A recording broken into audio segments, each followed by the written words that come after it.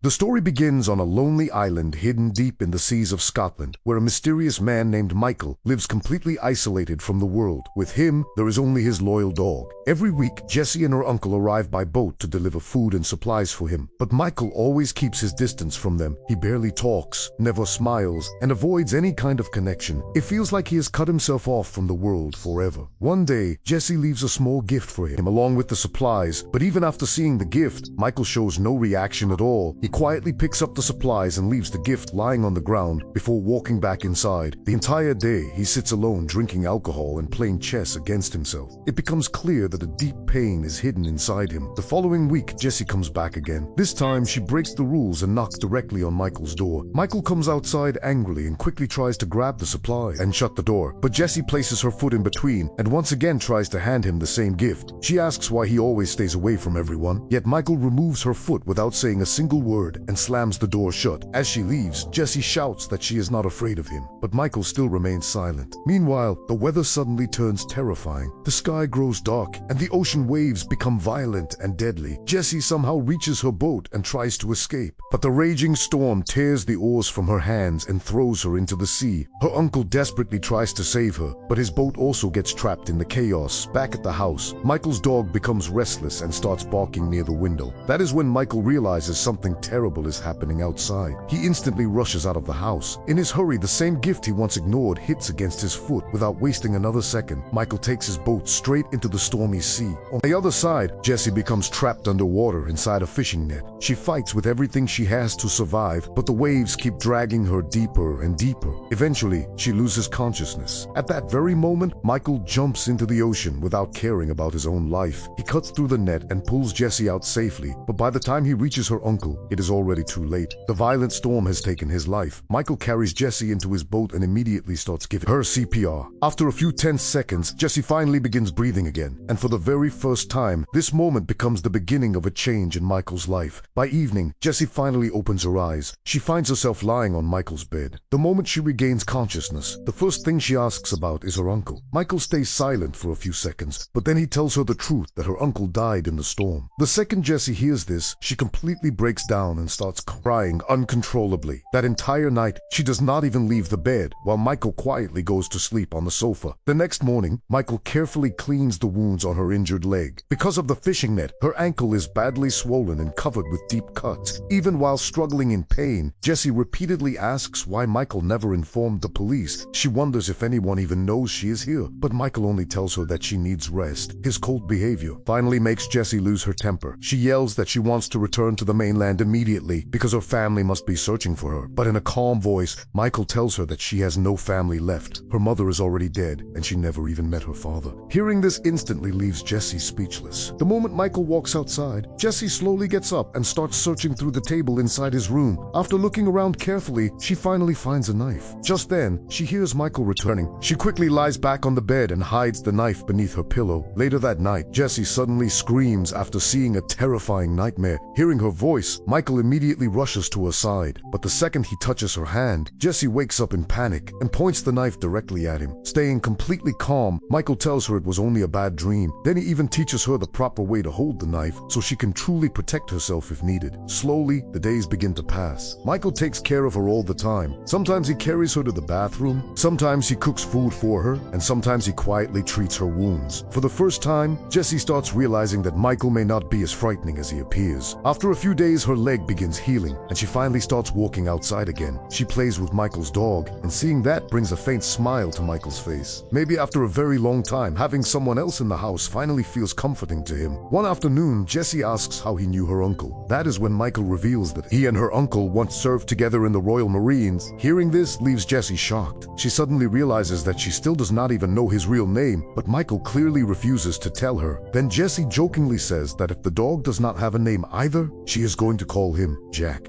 Michael says nothing, but but deep down, he likes the name. After that, Jessie comments on Michael's chess moves and reveals that she herself is a very skilled player. For the first time, Michael feels like someone in front of him can actually challenge him. But the moment he looks at her injured leg again, he realizes the wound has become infected. Jessie says she needs to go to a hospital, but Michael immediately refuses. He only says that whatever is necessary, he will bring it himself. And hidden inside his voice is a secret that makes one thing clear. Michael does not want to leave this island at any cost. The moment Michael leaves the island on his boat to get medicine, Jessie starts quietly looking around the room by herself. That is when her eyes fall on a drawing placed on Michael's table. She becomes shocked after seeing it because Michael has drawn a picture of Jessie along with the dog, Jack. For the first time, she realizes that no matter how cold Michael looks from the outside, he is not truly heartless inside. Then Jessie slowly opens one of the drawers. Inside, she finds the same gift that Michael always pretended to ignore. It is a small snow globe with a tiny lighthouse model that looks exactly like the one on the island. This means Michael secretly kept the gift safe the entire time. Meanwhile, the story now shifts to London. Inside a government meeting, a man named Manafort is being questioned. He is accused of illegally using a dangerous surveillance program called Theia. This system hacks into phones and cameras across the entire UK and collects every detail about people's lives. Manafort tries to defend himself. He claims that the program has stopped multiple terrorist attacks and helped capture many dangerous criminals. But for the government, the situation has already turned into a massive scandal. After the meeting ends, the Prime Minister speaks to him. Privately, she switches off every recording device inside the room and offers him a secret deal. In front of the public, Manafort will be removed from his position so the government can appear honest and clean. But behind the scenes, he will continue running the Theia program in secret. His trusted man, Ribera, will officially take control of the office in his place. Manafort immediately agrees to the deal. It becomes clear that the government is showing one face to the world, while secretly continuing everything exactly the same way. Back in Scotland, Michael has already reached the city. He buys medicines from a medical store, but the entire time he carefully avoids every security camera around him. Then he enters a clothing store, where he again stays away from all the cameras. Because of this, he hurriedly grabs clothes without even checking them properly. It becomes obvious that he is desperately trying to hide his identity, but luck does not stay on his side for long. While leaving the store, a group of girls are taking selfies nearby, and Michael's face accidentally gets captured in one of the photos. And from that single moment, everything changes. The Theia's system instantly recognizes Michael and marks him as a dangerous terrorist. Second the alert appears, Ribera immediately sends a special assault team after him without wasting any time. Meanwhile, after returning to the island, Michael once again changes the bandages on Jessie's leg. This time, along with the medicine, he also brings her some sweets to make her feel a little better. And the most surprising part is that the clothes he randomly picked in a hurry fit Jessie perfectly. Slowly, Jessie begins understanding that Michael is not just a lonely man living in isolation, but someone running away from a huge and dangerous secret. That night, Michael and Jessie are quietly eating dinner together. Suddenly, a faint sound comes from outside. Michael instantly becomes alert. He grabs his binoculars and looks outside, spotting a boat rapidly moving toward the island through the sea. Michael immediately realizes that danger has finally reached their doorstep.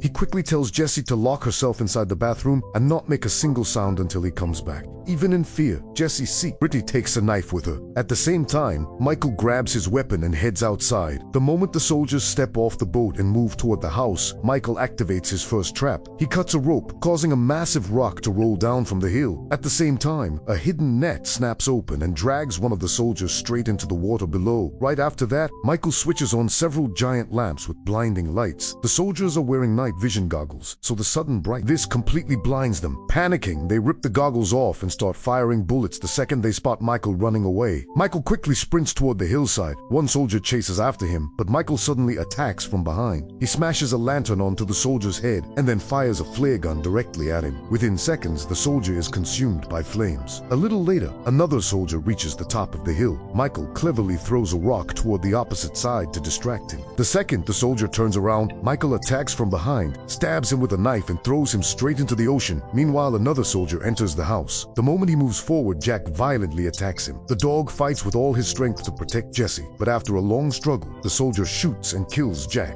Jack's death makes the entire situation even more heartbreaking. Then the soldier breaks open the bathroom door. Jessie tries to defend herself with the knife, but the soldier easily takes it away and drags her outside by force. On the other side, inside the garage, another soldier searches for Michael. That is when Michael activates another trap. Suddenly, a giant hook tears straight through the soldier's body, leaving him hanging in the air. Michael immediately disappears back into the darkness. Just seconds later, another soldier arrives there. Michael suddenly jumps onto him, and a brutal hand-to-hand fight begins between them. Michael stabs him multiple times, but the soldier still keeps fighting back. Finally, Michael grabs a boat paddle and violently presses it against the soldier's throat. After struggling for a few painful moments, the soldier dies right there. Now, the entire island has turned into a battlefield, and Michael is fighting everyone completely alone. At that very moment, Michael hears Jessie screaming in the distance. He instantly grabs the dead soldier's gun and fires. Wasting a second, the bullet hits the legs of the soldier holding Jessie captive. Crying out in pain, the soldier collapses onto the ground. Now that Jessie is out of the way, Michael shoots the final soldier as well and kills him. But when he walks closer, he realizes that the soldier had been recording the entire battle. Michael immediately takes the camera and all the remaining equipment with him. Then he tells Jessie to wait for a moment and walks alone back into the house. The second he enters inside, his eyes fall on Jack, who is now dead. Michael quietly sits beside him for a few moments. The pain is clearly visible in his eyes. He softly apologizes to his old companion, as if blaming himself for failing to protect him. After that, Michael pulls out a phone and calls a mysterious person. He only says that he is bringing the package to him. The moment the call ends, Michael removes the battery from the phone so nobody can track his location. Soon after, Michael and Jessie leave the island using the soldier's boat. Meanwhile, Roberta receives the news that her entire team has been wiped out. She realizes the situation is far more dangerous than it first appeared. Because of this, she sends a special agent into the mission and orders her team to dig out every detail connected to Jessie. By morning, Michael and Jessie finally reach Scotland. During the journey, Jessie notices that Michael is badly injured and losing blood continuously. But like always, Michael simply says that he is fine. The two quietly move through the city streets while staying hidden from everyone around them. Eventually, they find a vehicle, but there are no keys inside it. That is when Michael teaches Jessie how to use a gun and tells her to keep watch outside while he searches for the keys inside the nearby house. Michael is secretly looking around inside when a small boy suddenly notices him. Just a second later, the owner of the house appears and points a gun directly at Michael. The situation instantly becomes extremely dangerous, but then Jessie arrives from behind and helps overpower the man. For the first time, she is the one helping Michael. Instead, left with no other choice, the homeowner finally begins treating Michael's wounds. Meanwhile, inside Roberta's team, a technician makes a shocking discovery. He reveals that the terrorist profile used to target Michael was completely fake. Someone inserted a special code into the system that triggered a false alert whenever a certain face appeared on camera, which means somebody intentionally turned the government against one of their own men. After working for a long time, the technician finally breaks through the hidden code. Now Michael's real file appears on the screen, but according to the records, Michael supposedly died years ago during a mission. Roberta is left completely stunned. She slowly starts realizing that a massive truth has been hidden from everyone. And when she tries to access Michael's old mission records, the computer gives only one response. This file does not exist. At the same time, the system receives a 911 call from Scotland. The call was made by the little boy, who tells the police that a man and a girl are holding his father hostage. The moment this information arrives, Roberta immediately prepares a new team and sends the same dangerous agent on the mission, whom she had called earlier. Meanwhile, Manifold is secretly monitoring everything through his private system, but the second he watches the soldier's recorded footage, he is completely shocked, because on the screen, he sees Michael, which means the man who was officially declared dead years ago is actually still alive. And as soon as Manafort learns that Roberta has sent Agent Workman after him, he immediately contacts him.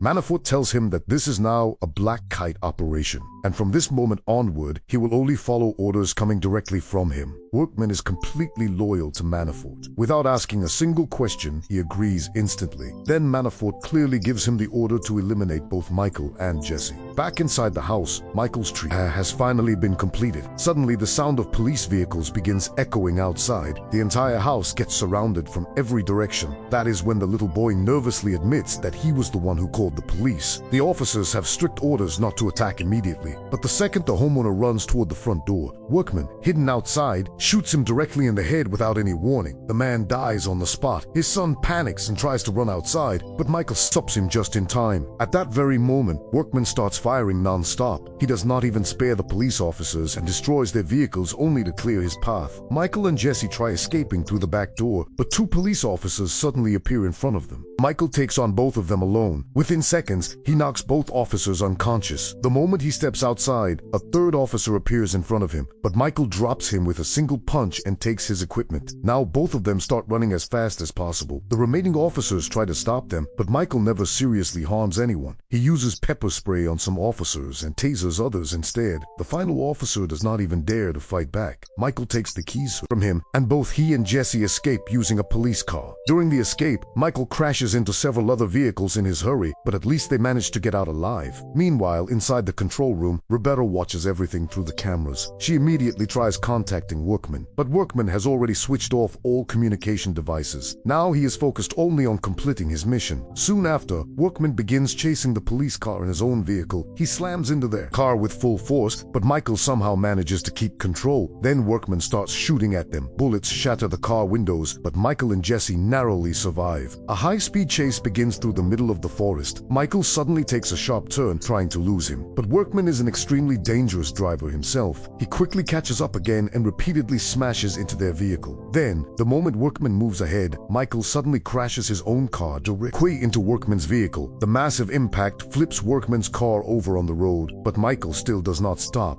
He keeps pushing the wrecked vehicle harder with his car until it finally falls off the roadside. And once again, Michael and Jesse barely escape death. After driving several more miles, Michael and Jesse notice an abandoned construction site. Michael immediately stops the car and says they need to switch vehicles now, because the police car will not stay hidden for long. On the other side, deep in the forest, Workman is somehow still alive. Even while badly injured, he manages to reach the road. Just then, a police car and another civilian vehicle stop nearby. But without wasting even a second, Workman shoots the police officer dead and steals the civilian's car before continuing his chase after Michael once again. Meanwhile, back at the office, Roberta directly confronts Manafort with questions. She asks him who Michael really is. That is when Manafort finally reveals a dangerous secret hidden for years. He explains that he once operated a secret program called Black Kite. It consisted of highly trained agents who carried out missions completely outside the government's public system. Michael was one of the very first agents in that program, and also the most dangerous one. Manafort explains that during one mission, Michael was sent to assassinate a foreign intelligence officer, but instead of following the order, Michael submitted a fake report and suddenly disappeared. From that moment onward, everyone believed he had joined the enemy side. Manafort intentionally manipulates Roberta and tells her that stopping Michael will require using every resource possible. But now Roberta wants to uncover the truth for herself.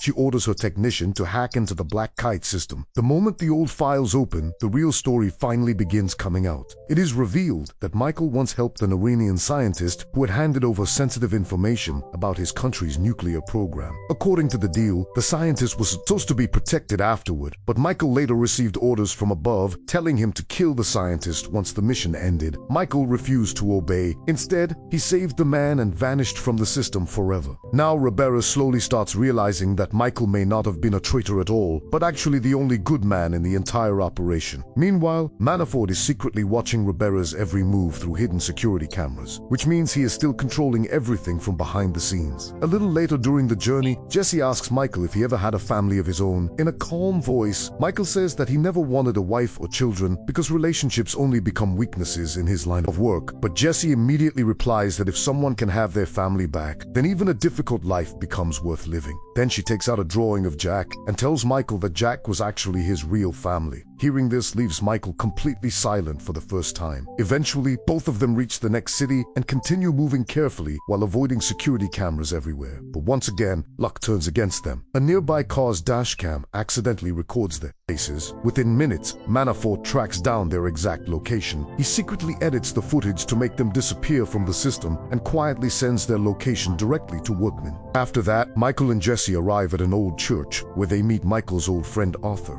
Arthur takes them to his isolated house hidden deep inside the forest. Inside the house, Jesse notices several medicines placed in the kitchen. At the same time, Arthur tells Michael that he once helped build the Theia system himself, and even now he still has a copy of the software hidden away. Arthur also reveals that when Michael disappeared years ago, he secretly replaced Michael's photo in the system with the picture of an ordinary man to keep him hidden, but later, Manafort changed that image and inserted a fake terrorist profile instead. Now Michael wants Arthur to protect Jesse while he goes alone to finish the fight once and for all, but Arthur refuses immediately. Just then, Jesse suddenly speaks up. She says Arthur has cancer because the medicines in the kitchen are the exact same ones her mother used before she died. After hearing all this, Jesse starts feeling like now sees her as a burden. Hurt and emotional, she quietly apologizes and walks away from there. Arthur finally reveals the truth that he only has a few months left to live. Hearing this makes the entire atmosphere painfully heavy, but Michael has no time left to mourn. He immediately asks Arthur for the location of an old smuggler they both used to know. Arthur tries to stop him. He warns Michael that the man is extremely dangerous, and trusting him would be a massive mistake. But Michael clearly says that he has no other option left anymore. Suddenly, loud banging starts coming from the door. In the very next moment, gunshots echo through the house. Outside, workman has arrived. Michael instantly pulls Jesse behind cover and hides with her behind the furniture. The second workman enters the room. Michael uses all his strength to slam a heavy shelf directly onto him. After that, a brutal fight explodes between them. Everything inside the room turns into a weapon. Chairs, bottles, metal objects. Both men fight like unstoppable machines. During the struggle, a gun falls onto the floor. Both of them rush toward it at the same time, but little by little, Workman begins overpowering Michael. Within moments, he pins Michael down and is just about to kill him when Jesse suddenly grabs the gun and points it at Workman. With a trembling voice, she tells him to stop,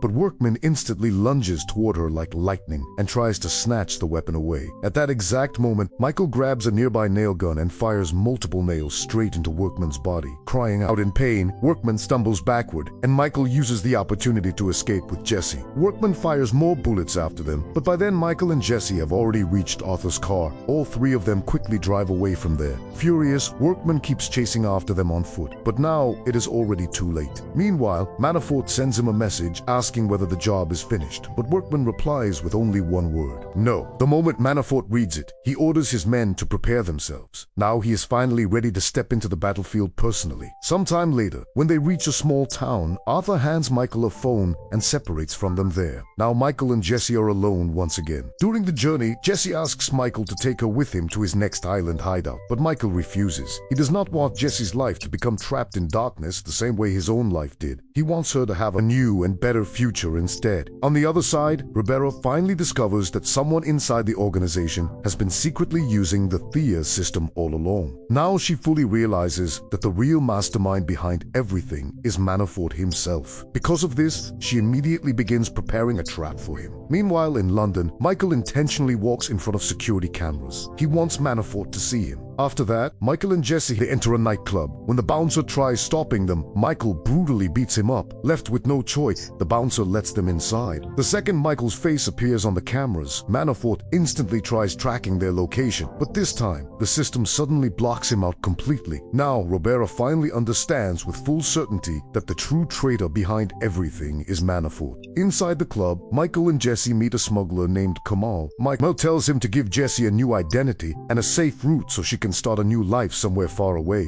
But Kamal laughs and asks why he should agree to help him at all. That is when Michael looks directly into his eyes and reveals a secret that even shocks Kamal himself. Michael tells him that the only reason he survived all these years was because he secretly kept feeding information about all his enemies directly to Manafort. Michael explains to Kamal that Manafort is no longer working for the government anymore. Now he is secretly playing his own game from the shadows, and anyone who stands in his way will be eliminated. Michael intentionally showed himself in front of the cameras, which means the agents could reach the club at any moment. The second Kamal understands this, he realizes he has no choice left except helping them. Within just a few minutes, he prepares fake documents and a completely new identity. He tells them that a boat will leave in 30 minutes, so they need to escape immediately. But the moment Michael and Jesse try leaving the club, they discover that Manafort's team has already arrived there. Without wasting a second, Michael attacks the first agent. Within moments, he knocks the man down, steals his gun, and shoots him with it. Because of the loud music inside the club, nobody around them understands what is happening. Then Michael grabs a glass from the bar, smashes it, and attacks the second agent. Within seconds, that man also collapses onto the floor. But now the situation starts getting worse. Another agent falls after being shot, and this time the people inside the club finally panic. Michael and Jesse try escaping through the bathroom route, but agents appear there as well. Suddenly, intense gunfire erupts inside the club. Somehow, Michael distracts the enemies and pulls Jesse back into the middle of the crowd. But then several agents surround him from every side and begin brutally beating him. Jesse tries to save him, but one of the men throws her onto the ground. Seeing this, Michael instantly fires his gun and kills the attacker. Now the entire club falls into chaos. People begin screaming and running toward the exits. During the confusion, one agent grabs Jesse and takes her away. Michael immediately calls Arthur. Using security cameras, Arthur tracks the kidnapper and starts guiding Michael toward the location. Meanwhile, Jesse is thrown into a van. At that exact moment, Robera's team also arrives there and blocks the entire road. But Michael still believes they are enemies. To clear his path, he takes down several soldiers and runs straight toward the van. The moment he reaches there, Manafort's agents surround him from every direction, but Michael keeps eliminating them one after another. Eventually, he finally reaches Jesse, but just then, Workman appears once again. Now Michael and Jesse steal a motorcycle and escape from there at full speed. During the chase, they eventually reach a harbor. There, Jesse starts crying. She does not want to leave Michael behind, but suddenly, gunshots echo from behind them. Without wasting any time, Michael pushes Jesse onto the boat so she can escape safely while he stays behind. After that, the final battle between Michael and Workman finally begins. Both of them keep firing at each other until their guns run completely empty. Now, the fight turns completely physical. One attacks with pipes, while the other uses heavy metal chains. Both men throw all their strength into the battle. Workman eventually grabs Michael and starts choking him. For a few terrifying seconds, it feels like Michael is finally going to lose. But at the last moment, Michael breaks free with all his strength and repeatedly attacks Workman using the chain. Finally, he wraps the chain around a metal pipe and delivers one brutal strike directly to Workman's head. And with that, Workman is finally dead forever. Sometime later, Manafort is standing inside his luxurious mansion, looking outside peacefully. Suddenly, his eyes fall on the bodies of his dead guards lying on the ground. Panicking, he quickly turns around and sees Michael standing right in front of him. A long argument begins between them about the Black Kite project. Manafort keeps trying to justify himself, but Michael knows how many innocent lives were destroyed because of him. In the end, Michael slowly raises his gun and shoots Manafort directly in the head. 3 months later, the story shifts to Spain. Jesse has now started a completely new life. She looks far more peaceful and happier than before, but Robera and her team are still secretly watching her. They are certain that one day Michael will come back to meet her again. One day, Jesse is sitting inside a cafe reading a book. Suddenly, the camera angle changes, and Robera loses sight of her for a few seconds. At that same moment, a waitress hands Jesse a small bag. Jesse opens it and finds a tiny chess piece inside. Instantly, she understands that Michael was there. Across the street, Michael is quietly standing far away, watching her one last time. But before Jesse can turn around and see him, he silently disappears into the crowd again. So,